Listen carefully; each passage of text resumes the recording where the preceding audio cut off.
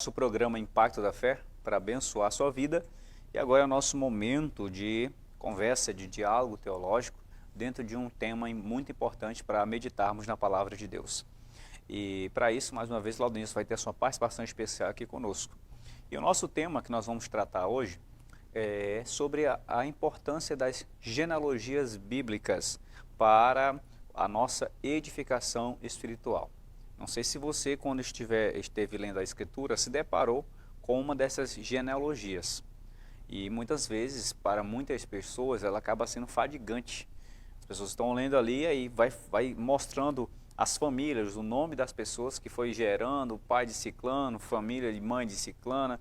E aí a pessoa vai passando ali e vai ficando meio que fadigada com aquilo. Mas afinal, existe algum tipo de verdade dentro dessas genealogias que podem trazer alguma edificação para nós? Laudenilson, esse é o nosso tema, então você já pode começar aí. Pois bem, Leonilson, como já nos antecipou aqui o Leonilson, genealogia à luz da Bíblia ela tem uma importância, principalmente no contexto em Israel, tá? Quando os escribas fizeram questão de registrar isso nas Escrituras. É importante destacar hoje no nosso atual cenário que tanto na perspectiva de um pregador enquanto elabora o seu sermão, como também na perspectiva de um leitor, conhecer a Bíblia e também a genealogia das famílias do passado se faz necessário, até mesmo para que você possa entender como dadas profecias no Antigo Testamento elas vêm a se cumprir.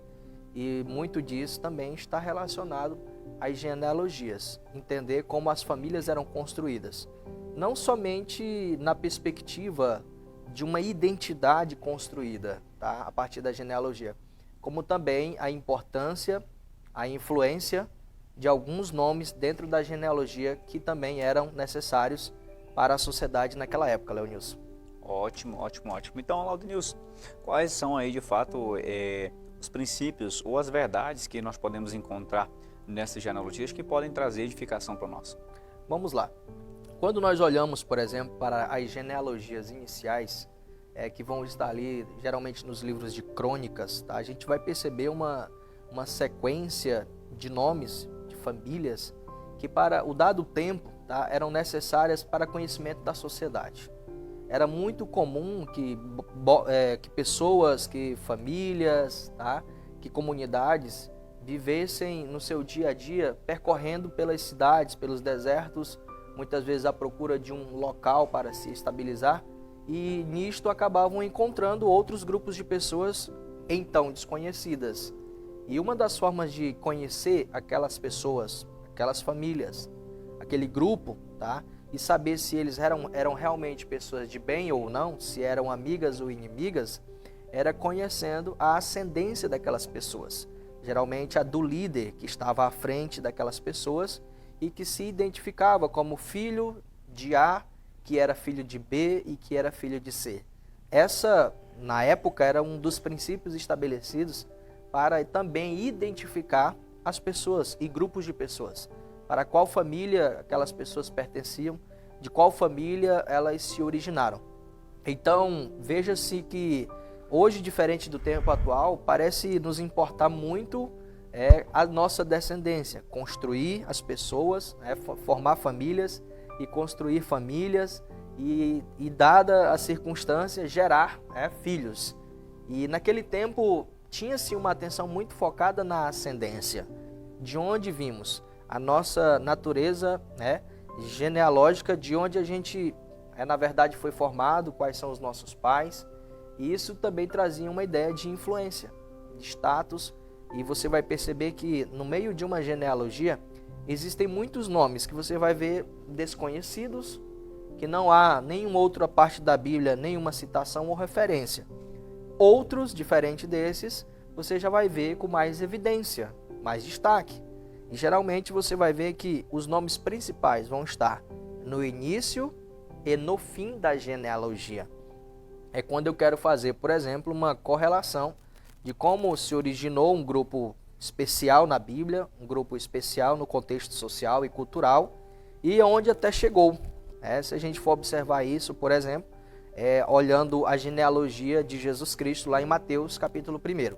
Mateus ele tem essa preocupação de escrever o livro, e é o primeiro evangelho aqui, de acordo com a sua escrita, é o primeiro evangelho do Novo Testamento, e ele tem um foco de preocupação quando ele escreve direcionado aos gregos, trazendo aqui o destaque de quem é Jesus Cristo e de que família, na verdade, ele se formou.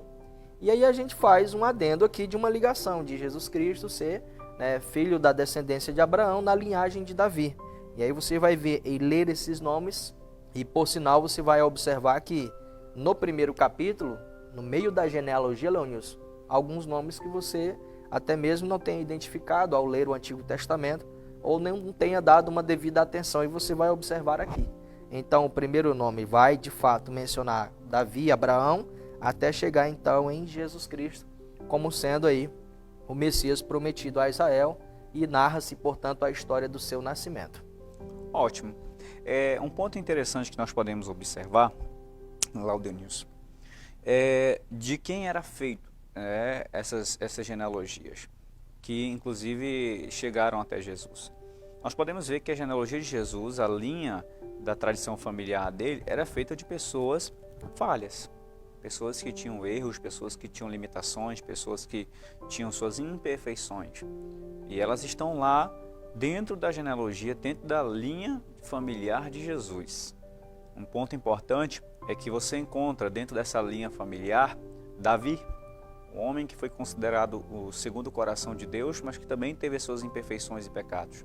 Você encontra Moisés, um homem que foi considerado amigo de Deus, mas que também teve seus momentos de ira, seus momentos de falhas. Você encontra Abraão, você encontra Elias, enfim. Você vai lendo essas genealogias e você vai percebendo que ela é feita de pessoas imperfeitas. Você vai ver que ela é feita de pessoas que erram. Qual é o princípio importante que nós aprendemos para a nossa edificação dentro desse aspecto da genealogia, Lau? É o seguinte, é que não importa o quanto você possa ter errado, você pode fazer parte da família de Jesus. Esse é o ponto. É isso que nós podemos aprender. Não importa o quanto você possa ter caído, você pode fazer parte da família de Deus, se você se entregar a Jesus, se você se render a Jesus de verdade. Até porque, dentro da família de Deus, ela é feita de pessoas imperfeitas, ela é feita de pessoas que erram, mas cuja perfeição não vem delas mesmas, cuja justiça não está baseada nos méritos dessas pessoas, mas nos méritos de Cristo, na justiça de Cristo. Então não importa o quanto você possa ter errado, se você entregar sua vida a Jesus, você pode fazer parte da família de Deus. Isso aqui é um grande princípio dentro das genealogias. Inclusive, Jesus quebra um paradigma social que tanto à época como inclusive ainda hoje a gente percebe de forma recorrente como acontece isso. Geralmente o ser humano, na sua natureza material, humana e carnal, tem uma séria tendência a associar o futuro de uma pessoa ao lugar em que ela vive ou de fato à família da qual ela descende, como o próprio Leonilson acabou de colocar. Nós vamos ver alguns aspectos bíblicos e vamos perceber, por exemplo, quando questionado, alguém fala: pode porventura vir alguém ou algo bom de Nazaré? E essa pergunta ela veio assim num sentido de confrontar a própria pessoa e a natureza do caráter de Jesus. Afinal, Jesus Cristo, ele é entendido ou visto na Bíblia como Jesus Cristo de Nazaré. E só para destacar, tem algumas pessoas que pensam equivocadamente que a expressão de Nazaré seja um sobrenome de Jesus, tá? E não é, né, Leonilson? Na verdade, se remete à cidade da qual ele fez parte durante toda a sua vida, embora tenha nascido em Belém da Judéia. Então, Nazaré, da Galiléia especificamente, era uma cidade que de fato era composta por muitos tipos de pessoas e que em sua grande maioria eram pessoas de má índole, que não tinham um bom caráter, eram ladrões, assassinos, prostitutas e toda uma raça de pessoas que não tinham um compromisso fiel no sentido espiritual com Deus. Então, na perspectiva humana da época, era difícil conceber a ideia de ter uma pessoa boa, uma pessoa de caráter, de zelo e de integridade vindo de Nazaré. É quando então se pergunta: pode porventura vir algo bom de Nazaré? e ali estava Jesus. Então quebra esse paradigma, Jesus quebra. Ele pode ter vivido em meio a pessoas ruins. Ele pode ter estado ou convivido em meio a pessoas iníquas e transgressoras, mas ele não era um transgressor, ele nunca foi iníquo e jamais pecou. Então, para um apontamento hoje, como princípio o Leonilson acabou de falar, e a gente reforça, é que para o aspecto social, na sua família, alguém pode, porventura, até falado para você, ter dito a você, que você seria mais um na família que não teria êxitos ou que não conseguiria algo na sua vida por função do seu pai, dos seus avós, bisavós, nunca terem tido realizações ao longo da sua existência. Mas não acredite nisso, acredite que você pode ser esse diferencial, tá? Numa perspectiva espiritual que você com Deus consegue, estando de acordo com a vontade dele, você pode ter êxito, você pode ter conquistas, iminentemente na vida espiritual, na vida profissional, na vida pessoal, tá? Então, Leonilson. Ótimo, é isso mesmo. Não importa o quanto as pessoas podem declarar ou desacreditar de você. Não importa se as pessoas declaram desacreditando da sua vida pelo fato do lugar que você veio, a sua origem. O interessante é que Deus sabe qual é o seu endereço, Deus conhece você e Ele é especialista em fazer grandes coisas daquelas que são desacreditadas. Ele é especialista em fazer ferramentas extraordinárias nas mãos dele daquilo que a sociedade não acredita, daquilo que a sociedade não confia, daquilo que a sociedade até mesmo não deposita nenhuma esperança de futuro. Deus ergue o homem do pó, a Bíblia declara. Deus coloca este homem a assentar-se com os príncipes. E é Ele quem transforma a vida humana, quem molda, quem restaura, não importa quem quer que você seja. Um ponto interessante, Laudenilson, é que Deus não está preocupado com o nosso passado. Deus, Ele está preocupado com o seu presente agora e com o seu futuro. Com o seu presente, se você se entregar a Ele, e com o seu futuro, se é claro, ao entregar-se a Ele, isso vai ser traçado a partir da perspectiva do olhar de Deus. Agora, outro ponto ainda interessante é que Deus jamais vai consultar o nosso passado para transformar o nosso presente e abrir as portas para um novo futuro. Quando Deus vai mudar a sua vida, Ele não consulta o seu passado. Ele não fica perguntando o que você viveu ou o que você fez lá atrás. Isso nós podemos observar na experiência do filho pródigo. Quando o mesmo veio em direção aos braços do pai, ele não recebeu ali uma lista de perguntas da parte do pai. Por que você fez isso? Por que você fez aquilo? Por que você errou? Não. Tudo que esse filho recebeu foi o abraçar amoroso do pai e o beijo da graça no seu rosto, do perdão. Então, Deus não irá consultar o seu passado para transformar a sua vida. Então, o primeiro lugar que você tem que fazer é entender que Ele apaga o seu passado, transforma o seu presente e te abre as portas para um novo futuro. Creia e receba essa palavra no seu coração. Não importa o que tenha acontecido com você, mas lembre-se de uma coisa, Deus pode mudar a sua história. No aspecto, inclusive, Leonilson, da genealogia de Jesus, por exemplo, nós vamos ver que existe uma narrativa da qual um cego veio clamar a Jesus por uma cura, obviamente, voltar a ver. E ele se expressa utilizando um termo que para alguns era um título messiânico dado a Cristo, mas que para outros era uma forma de identificação com base nas profecias. Nesse sentido, numa questão genealógica. Então, quando ele grita Jesus, filho de Davi, poderia causar uma certa estranheza por parte das pessoas ali presentes. Poderiam, de repente, literalmente questionar, mas Jesus não seria filho de José?